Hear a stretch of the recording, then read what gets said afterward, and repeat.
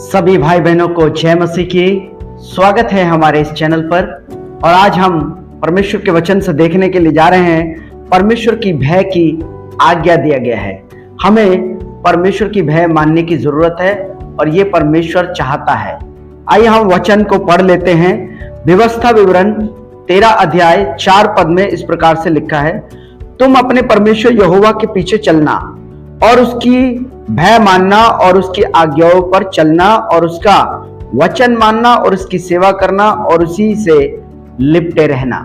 यहाँ व्यवस्था विवरण की पुस्तक में जो हम 13 का 4 में देखते हैं, तो यहाँ पर हमें बताता है कि परमेश्वर ये चाहता है कि हमारे अंदर परमेश्वर का भय हो और हम परमेश्वर के पीछे पीछे चलते रहे, परमेश्वर की आज्ञाओं को माने और परमेश्वर का डर और भय हमारी जीवन में बना रहे।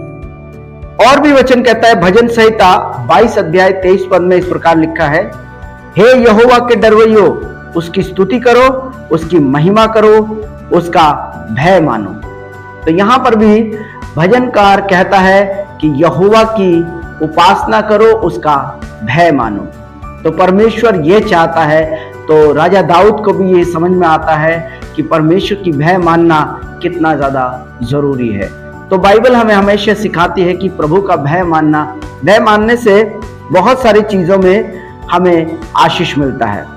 प्रेरितों के काम 10 अध्याय और 2 पद में लिखा है, वह भक्त था और अपने सारे घराने समेत परमेश्वर से डरता था। यहाँ पर कुरनेलियुस के बारे में लिखा हुआ है। कुरनेलियुस परमेश्वर के डर और भय में जीवन जीता था और पूरे घराने के साथ परमेश्वर की आराधना, परमेश्वर की स्तुति करना और परमेश्वर के पीछे पीछे चलना और परमेश्वर की व्यवस्था का पालन करना। तो परमेश्वर का भय हमें चौकस जीवन जीने के लिए सिखाता है।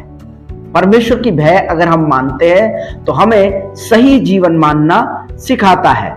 तो परमेश्वर का भय माने, प्रभु के साथ चले, परमेश्वर यही चाहता है। प्रभु इन वचनों के द्वारा आप सभी को बहुत आशीष करे। God bless you.